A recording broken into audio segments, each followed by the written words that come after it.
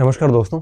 हम आज के सत्र में एक बड़े ज़रूरी मुद्दे पे बात करने जा रहे हैं। बेसिकली अभी जो व्याख्याता और वरिष्ठ अध्यापक और अध्यापक भर्ती परीक्षाएं आयोजित हुई, इस आयोजन के बाद बहुत सारे स्टूडेंट मेरे से व्यक्तिगत रूप से भी मिले और वाया सोशल मीडिया उनसे मेरी बात भी हुई और जिनके भी पेपर ख़राब हुए हैं, है ना, और मोस्टली ख़राब ही होते हैं। जैसे सिलेक्शन जितनी पोस्ट हैं, जैसे 1000 पोस्ट हैं, 5-7 लाख बच्चे होते हैं, तो पेपर ठीक ठाक तो 10-15 हज़ार बच्चों का होता है, बाकी तो पेपर ख़राब ही होता है।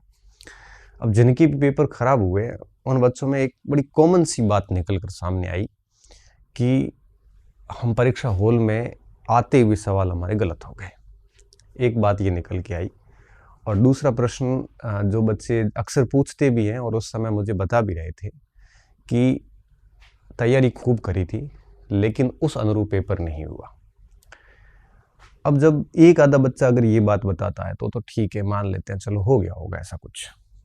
लेकिन अगर हर स्टूडेंट जिसका पेपर खराब हुआ है और वो अगर आपको ये बात करें कि आते हुए सवाल गलत हो गए, मुझे जानकारी थी उन प्रश्नों की, मेरे टेस्ट सीरीज में अच्छे मार्क्स आ रहे थे, बावजूद उसके मेरे प्रश्न गलत हो गए, या मेरी जो प्रिपरेशन थी 1-1.5 साल की, उस अनुरूप परफॉर्मेंस नहीं आई, प्रदर्शन उस अनुरूप नहीं आया।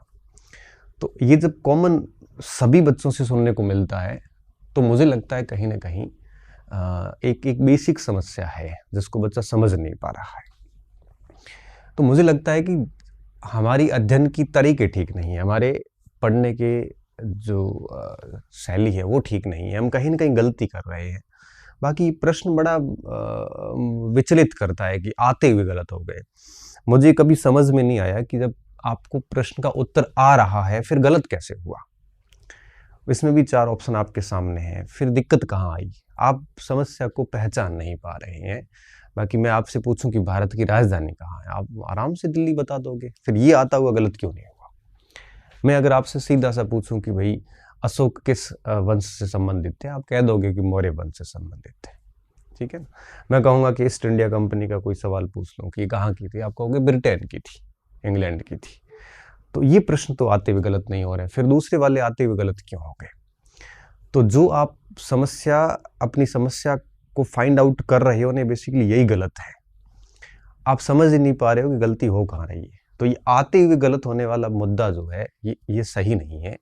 आ रहा होता है वो गलत नहीं होता, और गलत हो रहा होता है वो बेसिकली आ नहीं रहा होता है, वो आधा अधूरा आ रहा होता है। तो ये ऐसी गलतियां होती क्यों हैं कि हमारे को प्रश्न आ रहे हैं फिर भी गलत हो रहे हैं? हम इसको गलत तरीके से व्याख्या कर दी गई है। और दूसरी बात कि हमने बहुत पढ़ाई की, उसके बावजूद भी हमारा परफॉर्मेंस उस अनुरूप नहीं है जितनी हमने मेहनत की थी। ये बात ठीक है, मैं इस बात से बहुत सहमत हूँ। और सबसे खास बात देखिए, मुझे कभी डाउट नहीं रहा कि स्टूडेंट पढ़ता नहीं है। वो घर छोड़ के जब शहर की ओर निकलता है, वो किसी शहर के किसी कोने में एक रूम लेता है और उसमें सीमित संसाधनों से जब वो अपना जीवन यापन करता है, अपनी व्यक्तिगत जिंदगी जो है उसको छोड़ के और समर्पित करता है पुस्तकों को, वो अपना 100% देता है। ये भी मुझे पता है, वो अपनी तैयारी में कोई कमी नहीं रखता। ठीक है, कुछ चंद प्रतिशत फीसदी लोग होते हैं जो धोखा करते हैं खुद के साथ ही और परिवार के साथ भी, लेकिन मोस्टली बच्चे पढ़ते भी हैं, इसमें मुझे कोई शंका नहीं है। उसके बावजूद ऐसी क्या स्थितियां बनती हैं कि 5-6-7 महीने 12 महीने पढ़ने के बाद उस अनुरूप रिजल्ट नहीं मिलता? तो ऐसी दिक्कत आती क्यों है? तो मैंने कुछ कारणों की तलाश करने का प्रयास किया जो मेरे व्यक्तिगत अनुभव है, क्योंकि फेल मैं भी बहुत हुआ हूँ। और जब भी फेल होते थे तो हम भी यही कहते थे कि आते हुए प्रश्न गलत हो गए, या जिस अनुरूप तैयारी की थी उस अनुरूप प्रदर्शन नहीं कर पाए।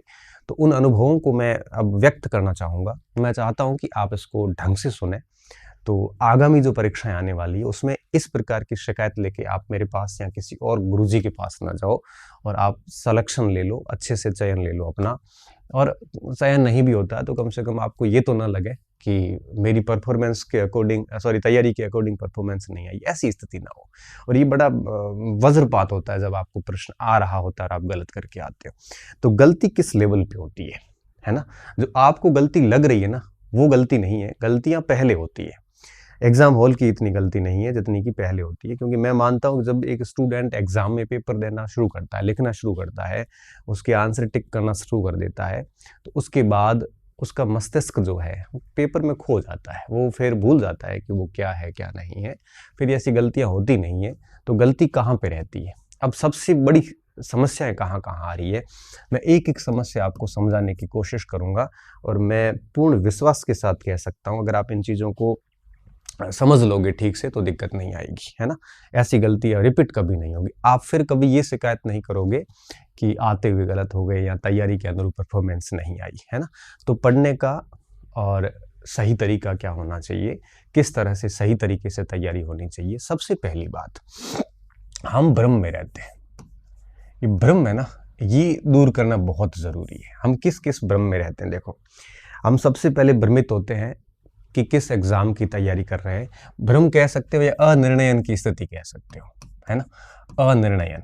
अब आप एक एक बिंदु को मैं समझाऊंगा, आप ठीक से समझना, बहुत छोटे से सेशन में सारी चीज़ें क्लियर करूंगा। जब भी एक स्टूडेंट जैसे फ्री होता है तो वो निर्णय नहीं कर पाता कि वो तैयारी किसकी करे, भ्रमित हो जाता है। अब इसके भ्रमित होने के पीछे कई कारण होते हैं। कारण ये होता है कि एक तो वो देखा देखी करता है, मेरे साथी सब सेकंड ग्रेड की तैयारी कर रहे हैं तो वो हिम्मत ही नहीं कर पाता फर्स्ट ग्रेड की। साथी सब अगर किसी एलडीसी की प्रिपरेशन कर रहे हैं तो वो किसी दूसरे एग्जाम की तैयारी की हिम्मत नहीं जुटा पाता। देखा देखी करना सबसे गलत है। कौन किसकी तैयारी कर रहा है उसको देख के आप तैयारी कर रहे हो, ये गलत है। आप किसी को देख के निर्णय ना लें, ये आपके अनिर्णयन का सबसे बड़ा कारण है। दूसरा अनिर्णयन का सबसे बड़ा कारण ये है कि आप विभिन्न सारे सोशल साइट्स एंड यूट्यूब वगैरह इनसे जुड़े हुए हैं। आप हर किसी को सुनते रहते हैं और इनको सबको सुन सुन के आपके दिमाग में इतनी चीज़ें इकट्ठी हो गई है कि अब आप निर्णय नहीं कर पा रहे, क्योंकि आप इतने मैच्योर तो है नहीं कि सभी को सुनने के बाद एक निष्कर्ष पे पहुंचोगे। फिर आप क्या होता है कि फिर आप है वो अनिर्णयन की स्थिति में आते हो, आप डिसीजन मेकिंग कर ही नहीं पा रहे हो। तो आपके द्वारा जितना आप भटकोगे, है ना, जितना आप सोशल मीडिया, यूट्यूब, ये जो व्हाट्सएप है, टेलीग्राम है, यूट्यूब वगैरह है, इस दुनिया में जितने ज़्यादा भटकोगे ना, उतना आप अनिर्णय में रहोगे, आप एक सटीक डिसीजन नहीं ले पाओगे। और मैं हमेशा कहता हूँ कि कौन सा निर्णय सही होगा, कौन सा निर्णय गलत होगा, ये निर्णय पर डिपेंड नहीं करता, ये आपके ऊपर डिपेंड करता है। आप उसको सही सिद्ध भी कर सकते हो, आप उसको गलत सिद्ध भी कर सकते हो। अगर सही सिद्ध करते हो तो ये आपकी क्षमता है, अगर आप गलत कर पाते हो, निर्णय को गलत सिद्ध कर रहे हो, तो ये आपकी नाकाबिलियत है। ठीक है, निर्णय का कुछ नहीं है। मैं कह रहा हूँ कि आपने डिसीजन ले लिया कि भाई मुझे सेकंड ग्रेड की प्रिपरेशन करनी है, थर्ड ग्रेड की नहीं करनी है, और आपका अगर फर्स्ट सेकंड ग्रेड में सिलेक्शन हो गया तो आप कहोगे कि मेरा निर्णय बहुत सही था, तो ये आपकी काबिलियत है कि आपने उसको सही सिद्ध कर दिया। अगर आप इसी जगह फेल हो गए तो आप कहोगे कि मेरा निर्णय गलत था। गलत निर्णय नहीं था, ये आपकी नाकाबिलियत थी कि आप उस निर्णय को सही सिद्ध नहीं कर पाए। तो निर्णय आपको लेना है, आपको अनिर्णयन की स्थिति में नहीं रहना है।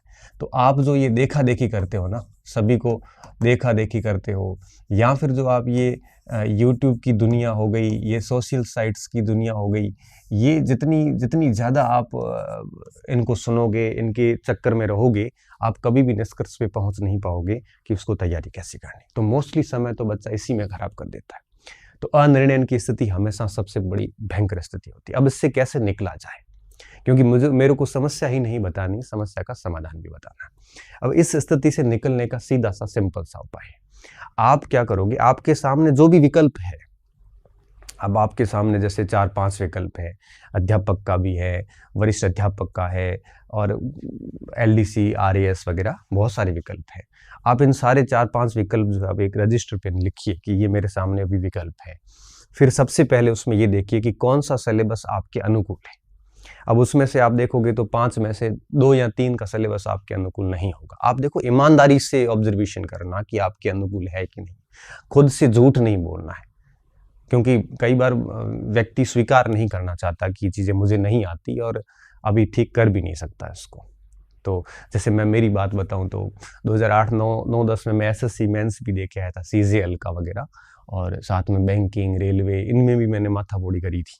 लेकिन फिर मैंने बड़ा कड़ा निर्णय लिया और देख लिया कि भाई अपने को गणित नहीं आती, अपने को उस लेवल की रीजनिंग नहीं आती जो बैंकिंग में आती। मैंने वो सारे ऑप्शन डिलीट कर दिए कि इसका फॉर्म भी नहीं डालना है। क्यों? क्योंकि ये सिलेबस मेरे दायरे में नहीं है। बात खत्म, है ना। तो इस तरह से आप निर्णय करते वक्त सिलेबस देखिए। अब आपने सिलेबस तय कर लिया कि भाई ये एग्जाम 2 एग्जाम हमारे से नहीं होंगे, इन 2 तुलना में ये 3 फेवर में है। अब जो 3 फेवर में है उसमें आप ये देखिए कि आप इनमें से पहले किसकी बढ़िया तैयारी कर चुके हैं, उनको प्राथमिकता में रखिए, क्योंकि हो सकता है कि वो तैयारी की हुई है आपकी तो आगे काम आ जाएगी। अच्छा, 2-3 परीक्षाएं हैं जिनका सिलेबस सेम है तो साथ में चल सकते हो अगर परीक्षा लेट है तो इस तरह से सोच लीजिए, 1-2 तैयारी साथ में कर लीजिए। अगर सिलेबस सेम है और आपके कुछ पड़ा हुआ है तो आप उसको साथ में ले सकते हैं। इसके अलावा ये भी देखिए कि किसकी वैकेंसी जो है वो सबसे पहले आने की संभावनाएं हैं। तो इन सारे फैक्टर्स को मैच करिए। आप ये मत देखिए कि कौन से गुरुजी क्या कह रहे हैं या अपने साथी किसकी तैयारी कर रहे हैं। आप इन चीज़ों से डिसीजन लेने की बजाय सिलेबस, भर्ती की संभावनाओं और खुद की क्षमताओं, खुद को लग जाता है कि मैं कहाँ तक डिजर्व करता हूँ। ये व्यक्ति कितना ही झूठ बोले, लेकिन खुद को व्यक्ति को पता होता है कि मैं यहाँ तक डिजर्व करता ही करता हूँ, है ना। हालांकि उससे ज़्यादा ही डिजर्व करता वो, लेकिन कम से कम उसको पता होता है। इन सारी चीज़ों को पॉइंट में रख के आप एक डिसीजन ले लीजिए कि आपको किसकी तैयारी करनी है। मैं बताऊँ 2015-16 की बात। 16 में क्या हुआ था कि RAS का एग्ज़ाम और कॉलेज लेक्चर का एग्ज़ाम और फर्स्ट ग्रेड का एग्ज़ाम, ये तीनों हमारे बैक टू बैक थे।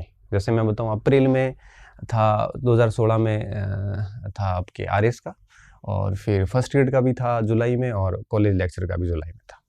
अब मेरे समक्ष तीनों में से तैयारी करनी थी, 3 ऑप्शन थे, मेंस का था, RAS का। तो अब देखो, हमारा डिसीजन फिक्स था कि RAS का सिलेबस, RAS को तो मैं बहुत ढंग से तैयारी करके दूंगा। अप्रैल में परीक्षा थी, शायद 11, 12, 13 को थी, है ना। फिर कॉलेज लेक्चर और स्कूल लेक्चर का पेपर था। अब मुझे पता था कि कॉलेज का सिलेबस बहुत ज़्यादा है और वो मेरे अभी दायरे से बाहर है, तो मैंने उस ऑप्शन को हटा दिया और फर्स्ट ग्रेड की तैयारी पे फोकस किया। तो फर्स्ट ग्रेड की तैयारी और कॉलेज का सिलेबस काफ़ी कुछ सिमिलर रहता है, तो साथ साथ में हमने थोड़ा थोड़ा कॉलेज का भी पढ़ लिया। तो रिजल्ट ये निकले कि दोनों में हो गया सिलेक्शन, फर्स्ट ग्रेड में भी हो गया और कॉलेज में भी सिलेक्शन हो गया, फाइनल सिलेक्शन हो गया, और RAS का भी उस इंटरव्यू दे के आए। तो कहने का मतलब ये था कि डिसीजन ले लिया था कि इसकी तैयारी नहीं करनी है। तो ऐसा डिसीजन लीजिए, इस अनिर्णय की स्थिति को हटाएं आप, ठीक है। अब देखो, ये अगर अनिर्णय की स्थिति हट गई तो आधी स्थिति सारी क्लियर हो जाती है कि बस फर्स्ट ग्रेड की करनी है, मतलब करनी है, बात खत्म। फिर पीछे मुड़ के नहीं देखना, आपकी जो लिखा हुआ है वो आपको मिल के रहेगा। और माँ सरस्वती तो अपना ऋण कभी रखती नहीं, ये बात तो आप मान के चलिए। देर सवेर, कुछ लेट हो सकता है, लेकिन चीज़ें आपको मिलेगी जिस चीज़ों को आप डिजर्व करते हो। तो भर्ती का निर्णय जो है वो आप समय पे लें, ये बहुत ज़्यादा ज़रूरी होता है।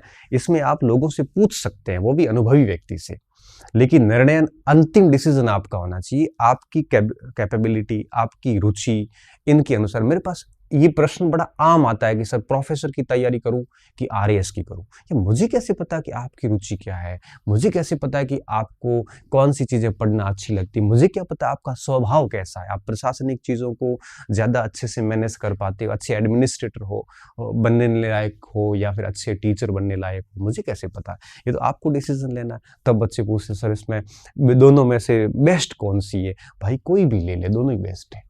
एक एकेडमिक जगत की हाईएस्ट पोस्ट है, एक प्रशासनिक जगत की हाईएस्ट पोस्ट है। आप जो भी लो, दोनों ही बेस्ट है अपने आप में।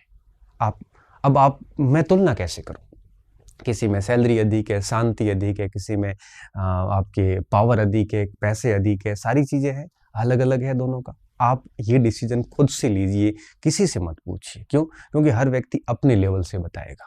और जब आप एक समस्या लेके, एक बीमारी लेके डॉक्टर के पास जाओगे ना, तो आप देखना कि आप 5 डॉक्टर के पास एक ही बीमारी लेके जाना, 500 डॉक्टर आपको अलग अलग टैबलेट्स देंगे, क्योंकि हर व्यक्ति का अलग सोचना होता है, हर व्यक्ति का अलग तरीका होता है। तो ऐसे डिसीजन जो होते हैं वो हमेशा आप अपने स्तर पे लाइए, ठीक है। तो भर्ती जो जितनी भी आती है, तो ये आपको कभी भी दूसरी चीज़ों से आप प्रभावित ना हुए। लोग क्या कह रहे हैं, हमें इस पर मंथन नहीं करना, क्योंकि परीक्षा आपको देनी, तैयारी आपको करनी है, बाद में नौकरी आपको करनी है, फिर आप दूसरों से क्यों पूछते हो।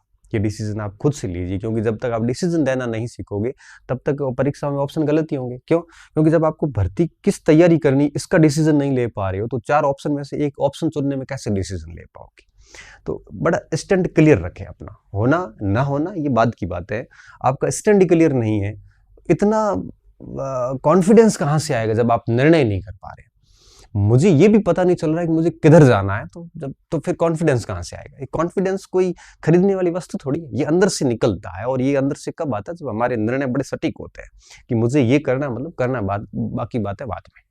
आप बीच में सिचुएशंस को नहीं ला सकते। दूसरी स्थिति ऐसी क्यों आती है? सामग्री का चयन सबसे बड़ी समस्या यहाँ पे आती है। भर्ती की चलो स्टूडेंट कर लेता है लास्ट तक जाते जाते कि अध्यापक की करनी है या जो भी करनी है। अब दूसरी सबसे बड़ी समस्या, भर्ती का तय कर लिया, अब सामग्री चयन की समस्या आती है। कई बच्चे क्या करते हैं कि दूसरे बच्चों को देख देख के गाइड्स लेके आ जाते हैं, कई किताबें लेके आते हैं, कोई ऑनलाइन कोचिंग सेंटर से कोचिंग कर लेते हैं। अब आजकल आपको पता है कि एक भर्ती के लिए विभिन्न सारे कोचिंग सेंटर खुले हुए हैं, ऑनलाइन भी हैं, ऑफलाइन है। आपकी 5-5, 7-7 अल्टरनेट है एक दूसरे के। फिर कोचिंग सेंटर्स के नोट्स वगैरह आ जाते हैं वगैरह, बहुत सारा चीज़ें हो गई, इतनी अधिक हो गई है कि आप यहाँ पे सामग्री का चयन नहीं कर पा रहे। अब दिक्कत कहाँ आती है? दिक्कत ये आती है कि जब विकल्पों की अधिकता होती है तो उस जगह निर्णय की आवश्यकता होती है और आप वहाँ जटिल परिस्थिति में फंस जाते हैं कि फलाना गाइड पढ़ूं कि फलाना गाइड पढ़ूं कि किताब पढ़ूं कि शिक्षक से पढ़ूं कि किससे पढ़ूं।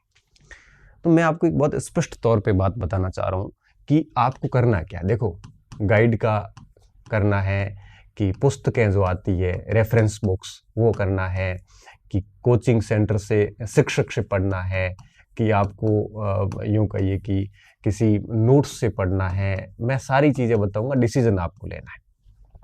अब 4 ऑप्शन आपके पास जनरली रहते हैं, चारों में से क्या करना चाहिए?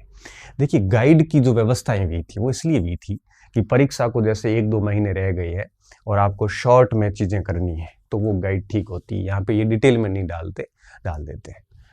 और इसमें जैसे मान लो कि एक पेपर में 8-10 पार्ट हो तो गाइड पढ़ ली जाती है और वो भी कम समय में कर लिया जाता है। पुस्तकें वो होती है जो आपको डिटेल से बताती है। गाइड में केवल फैक्ट होते हैं जो याद नहीं किए जा सकते। पुस्तक में क्या होता है, कहानी होती है और कहानी में फैक्ट को फिट किया जाता है ताकि आप आराम से उसको कैच कर सकते हो।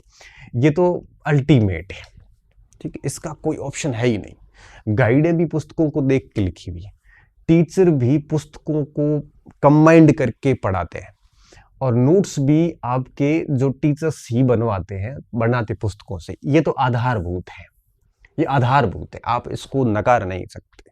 आप चाहे ऑनलाइन कोचिंग करें, कुछ भी करें, पुस्तकों का कोई विकल्प नहीं है, कभी नहीं रहा, ठीक है, क्योंकि बाकी तीनों विकल्प पुस्तकों के ऊपर डिपेंड करते हैं, ठीक है। तो गाइड के सामने पुस्तकें, तो वास्तव में पुस्तकों और गाइड की तुलना करना निहायत ही मूर्खता है। अब बात आती है टीचर से कि टीचर से पढ़ना कितना सार्थक होता है। अब देखो, टीचर क्या करता है, शिक्षक पुस्तकों को ही आप तक पहुंचाता है, लेकिन 2 चीजें अलग करता है। अलग ये करता है, एक पुस्तकों के अंदर क्या पढ़ना और क्या छोड़ना, ये बड़ा महत्वपूर्ण बिंदु रहता है। और बच्चा इतना समझदार नहीं होता, इतना मैच्योर नहीं होता कि वो ये तय कर पाए कि इसमें ये चीज़ें छोड़ने वाली, ये चीज़ें पढ़ने वाली, क्योंकि सारी किताबें तो याद नहीं होती। फर्स्ट ग्रेड जैसे में 10-10, 12-12 किताबें लग जाती है, सारा कुछ याद करना संभव भी नहीं होता। किताबें, पुस्तकें जो है वो टाइम टेकिंग होती है। आप मान के चलिए, अगर आप फर्स्ट ग्रेड में हिस्ट्री की बात करूं और आप पुस्तकें लेके बैठते हैं तो आप मान के चलिए कि आपको 1-1.5 साल तक आराम से हिस्ट्री तैयार करने में लग जाएंगे। एक प्राचीन पढ़नी, एक मध्य पढ़नी, एक आधुनिक पढ़नी, एक वर्ल्ड की पढ़नी, एक राजस्थान की पढ़नी, ये 5 किताबें तो मिनिमम पढ़नी पड़ेगी। और एक बार पढ़ने से कहाँ काम चलता है, किताब को कम से कम 4 से 5 बार पढ़ते हैं, तब जाके चीज़ें याद होती है। अब आप 5 किताबों को 5-5 बार पढ़ोगे, इसका मतलब ये होगा एक किताब को अगर 1 महीना भी लगता है ना, तो भी आप मान के चलिए कि 12 से 15 महीने तक अगर लगातार पढ़ोगे तब जाके, तो पुस्तकें टाइम टेकिंग होती है। अब शिक्षक क्या करता है, इन पुस्तकों में से जो महत्वपूर्ण चीज़ें वो छांटता है और फिर वो अपनी भाषा में अभिव्यक्त करता है, सामान्य उदाहरण देता है, आसान भाषा यूज करता है, तो पुस्तकों को आसान तरीके से और चयनित तरीके से आप तक पहुंचा देता है। तो बच्चे को समझने में आसानी नहीं होती, मुश्किलात नहीं होती। और ये पुस्तकों का विकल्प है शिक्षक एक प्रकार से, लेकिन शिक्षक के ऊपर भी डिपेंड है शिक्षक कैसा है, ये भी महत्वपूर्ण आयाम है यहाँ पे। ऐसा नहीं हो कि आप किसी भी ऐसे मार्केट छाप से पढ़ना शुरू कर देते हैं, वो तो आपको लग जाता है 5-7 दिन के अंदर ही कि आप सही शिक्षक के पास में नहीं है। जनरली मैं मानता हूँ कि शिक्षक जो भी आता है खराब नहीं होता, क्योंकि वो पूरी मेहनत के साथ ही आता है ना। अब बात आती है नोट्स की। खुद बनाते हो तो है सही, दूसरों से मांगते हो तो कभी भी पूर्णता का भाव नहीं आएगा, कभी भी अंदर से कॉन्फिडेंस नहीं आएगा कि मेरी तैयारी पूरी है। तो इनमें से चारों में से अच्छा, मैं ये मानता हूं कि आप जो भी पढ़ें, अगर एक पर विश्वास कर लें तो अब पुस्तकों में से भी आजकल आपको पता है कि ढेर सारी पुस्तकें आ गई। तो मेरा ये मानना है कि अगर आप गाइड के साथ जा रहे हैं तो गलत जा रहे हैं। क्यों? कोई भरोसा नहीं है। हालांकि कोई एक आधे पार्ट के लिए पढ़ सकते हो, लेकिन 20 तैयारी गाइड को करके बनाते हैं तो सच में आप कहीं ना कहीं नुकसान करने जा रहे हैं खुद का। हाँ, कोई सेगमेंट, कोई विशेष सेगमेंट किसी गाइड से पढ़ लिया, जैसे स्कूल मैनेजमेंट पोर्शन आता है तो किसी गाइड से देख लिया, तो वो कोई बुरा नहीं है। लेकिन आप हिस्ट्री के हर कोई गाइड लेके बैठे हैं तो फिर नुकसान वाली बात है। पुस्तकें सारा पुस्तकों से पढ़ोगे तो उसको टाइम बहुत अच्छा खासा लग जाता है।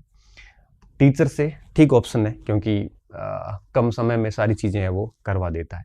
और दूसरों के नोट्स तो मैं बिल्कुल रिकमेंडेड नहीं करूँगा। नोट्स कभी भी मांगने या खरीदने की वस्तु नहीं होती, लिखने की होती है। आप दूसरों के नोट्स ढेर लगा लेना रूम में, कोई फ़ायदा नहीं देंगे। इसलिए मैं आपको सिर्फ यही कहूँगा कि कोशिश करो कि कुछ सेगमेंट के लिए गाइड भली देख लो, लेकिन जो भी गाइड लाओ तो एक ही लाओ।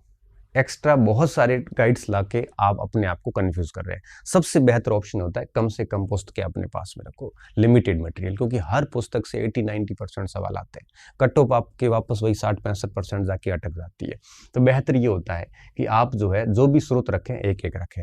जहाँ तक शिक्षकों की बात है तो आप किसी भी एक शिक्षक से पढ़ सकते हैं, अपने विषय को पढ़ सकते हैं। आपको लगता है कि ये चीज़ें जटिल है, समझनी चाहिए तो समझ सकते हैं। आपको लगता है कि शिक्षक की ज़रूरत नहीं है, मैं पुस्तकों से कर लूँगा, मेरे पास काफ़ी टाइम है, तो आप इसको भी कर सकते हैं। लेकिन ध्यान इस बात का रखना, चाहे शिक्षक से पढ़ो चाहे पुस्तकों से पढ़ो, जब तक आप उसको 4-5 बार नहीं पढ़ोगे, तब तक, जब तक उसकी प्रैक्टिस नहीं करोगे, तब तक आपके परिणाम निकलने वाले नहीं है।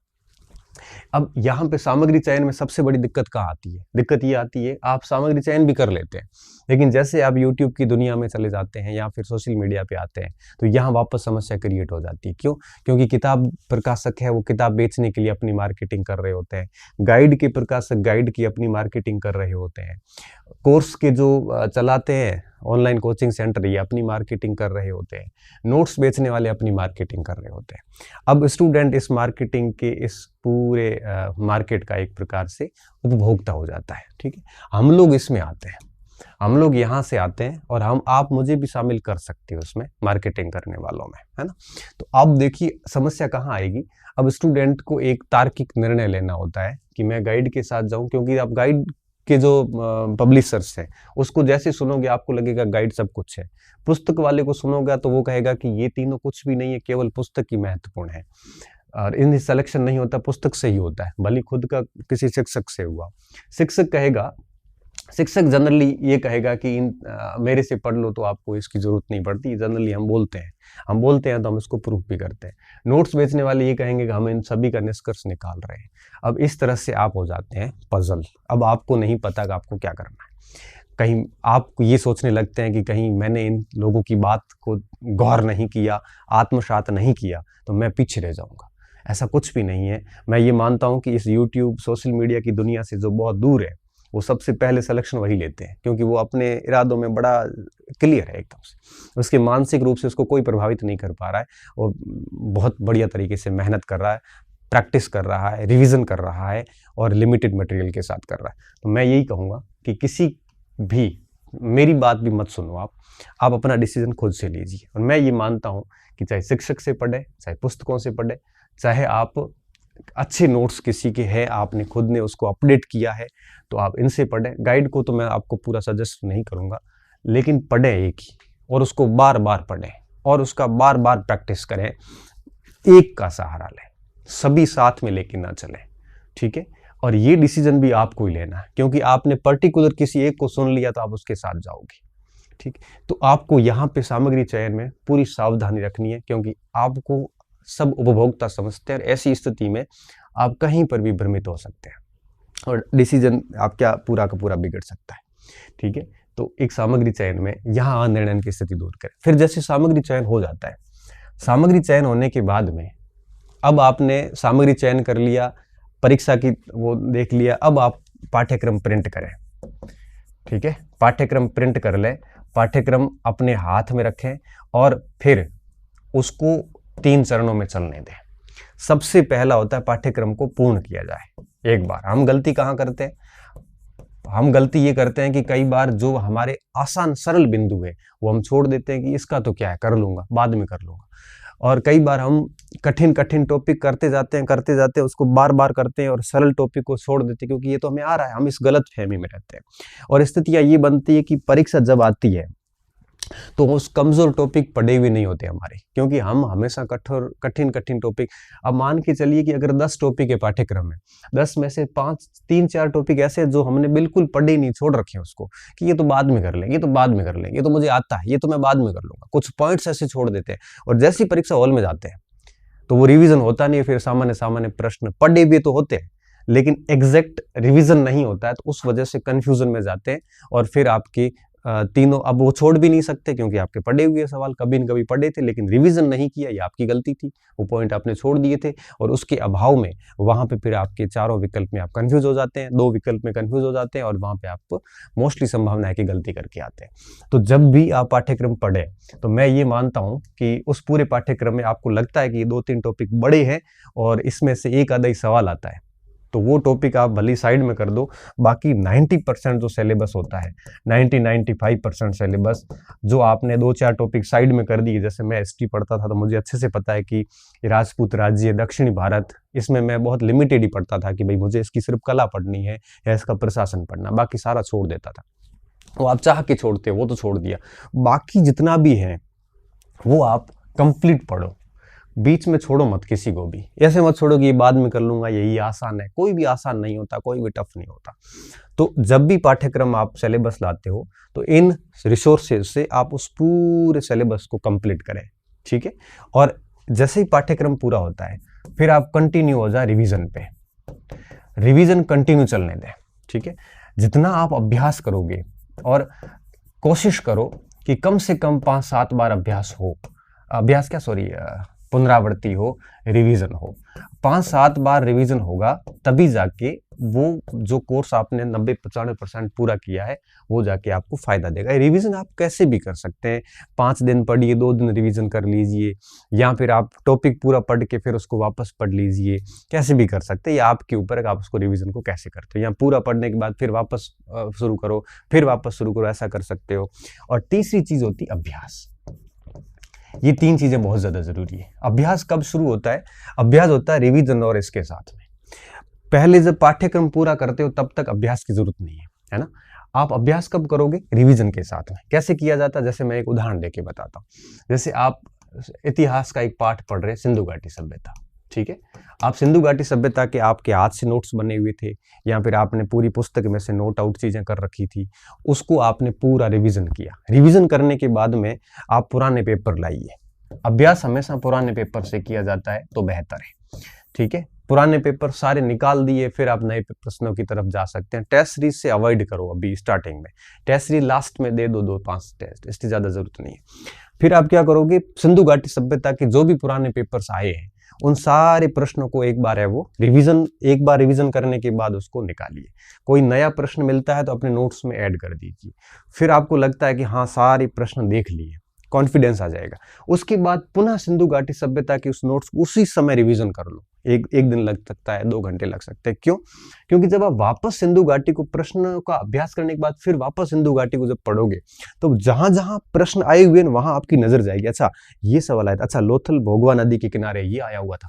अब आपका पढ़ने का जो तरीका बदल जाएगा, आप उन चीजों को गौर करना शुरू करोगे। अदरवाइज क्या होता है, कई बार हम पुस्तक तो पढ़ लेते हैं, हम कंटेंट पढ़ लेते हैं, अंडरलाइन भी करते हैं, लेकिन चीजों को गौर नहीं करते। परीक्षा हॉल में जब प्रश्न आता है तो गौर किया हुआ होता नहीं, पढ़ा हुआ तो होता है, फिर हम गलत करके आते हैं। फिर वो कह रहे हैं ना, आते हुए गलत होते, आते हुए गलत इसीलिए होते हैं कि हमने उपन्यास की भांति उस सामग्री को पढ़ लिया, उसमें गौर भी नहीं किया कि इसमें किस टाइप का प्रश्न आ सकता है, इसमें ऐसे भी प्रश्न आ सकता है। पुराने प्रश्नों का नेचर नहीं समझा, पुराने प्रश्नों को हल करने के बाद वापस उस कंटेंट का रिवीजन नहीं किया। ऐसी छोटी छोटी गलतियां जो होती है ना, बेसिकली वही परीक्षा हॉल में गलतियां करवाती है। आप अगर ये सोच रहे हो कि भाई परीक्षा हॉल के अंदर जो है वो आपकी हमारी गलतियां होती, परीक्षा हॉल में गलती होती है आपकी तैयारी के कारण।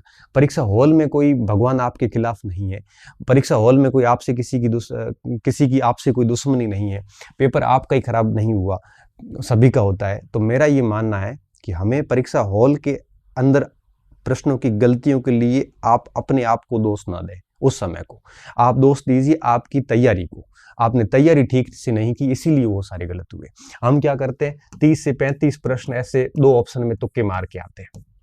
2 ऑप्शन में 30-35 में से जैसे 20 सही हो गए, 15 गलत हो गए, तब हम दुनिया को यह क्या कहते हैं कि मैंने जो जो अटेंड किए वो मेरे सारे गलत हुए। अच्छा, 15 गलत हो गए और 20 सही हुए, उसके बारे में किसी को नहीं बताएगा। फिर वो क्या कहेगा कि जो 20 सही हुए हैं ना, ये तो मुझे आते थे। अच्छा, जो 2 ऑप्शन में कंफ्यूजन में थे, मैं बहुत विश्वास के साथ कह सकता हूं जब 100 प्रश्न परीक्षा में आते हैं, एग्जैक्ट हर स्टूडेंट को 50 से ज्यादा नहीं आते, 50-60 एग्जैक्ट आते हैं, तो सीधे टिक करते हैं।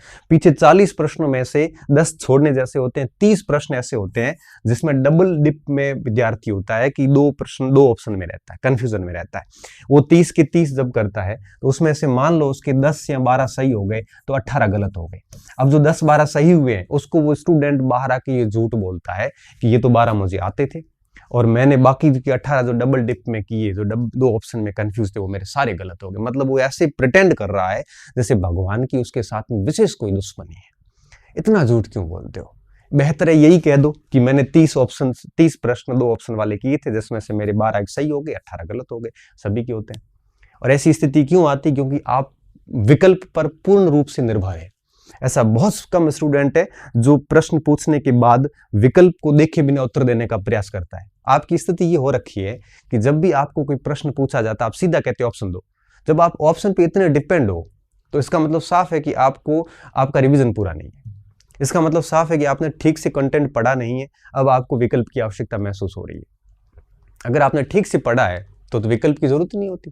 विकल्प की जरूरत होती है डिस्क्रिप्टिव जो प्रश्न आते हैं जिसमें 4 बड़े बड़े कथन आते हैं, वहां विकल्प की आवश्यकता होती है। छोटे छोटे फैक्ट के लिए कहां विकल्प देखना पड़ता है?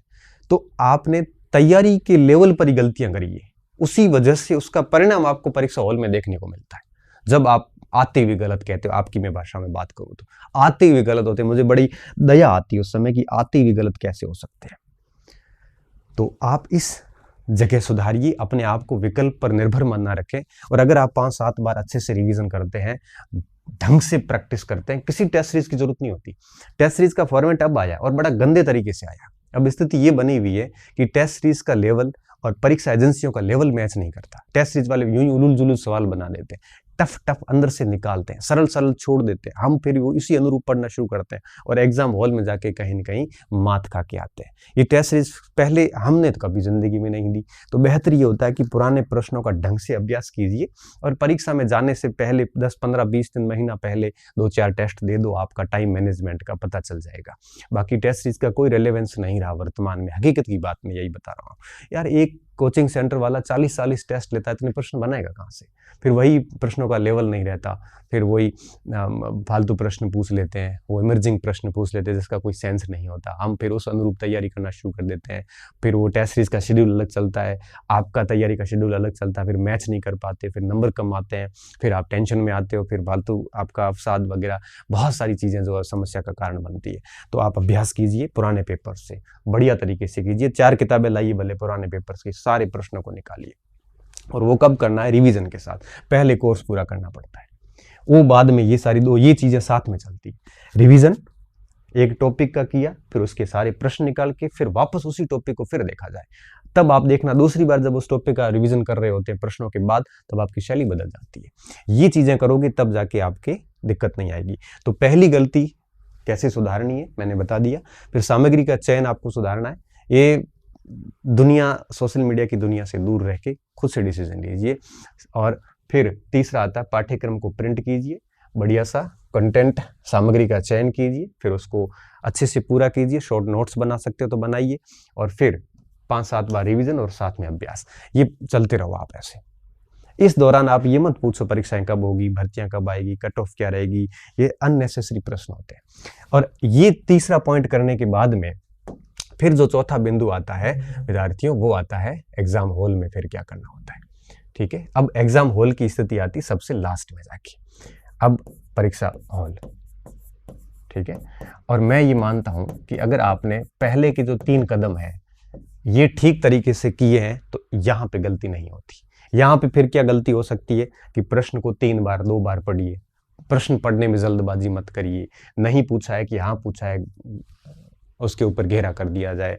फिर ऑप्शन करते हो तो प्रश्न के ऑप्शन को एलिमिनेट करें, डी एलिमिनेट करें, फिर कहें कि भाई ये उत्तर निकलेगा, बिना ऑप्शन देखे उत्तर निकालने की कोशिश कीजिए, समय का ख्याल रखिए। ये बातें तो ठीक है, ये सबसे लास्ट में काम आती है, और इन 3 लेवल पे ढंग से काम हुआ है तो यहाँ पे समस्या नहीं आती है। ठीक है, तो ये बातें अगर आप ध्यान रखोगे तो निश्चित तौर पे बिल्कुल दिक्कत नहीं आएगी। मैं अल्टीमेटली लास्ट में यही कहूँगा कि अच्छा सा निर्णय लें। आप कह रहे हो कि मैं बेरोजगार हूँ, सीधी फर्स्ट ग्रेड की कैसे करूँ? कोई फर्क नहीं पड़ता, सीधी फर्स्ट ग्रेड भी खूब बच्चे बने हैं, हम लोग बने ही थे। हम सेकंड ग्रेड से सीधी फर्स्ट ग्रेड, मैंने अध्यापक की परीक्षा ही कभी नहीं दी।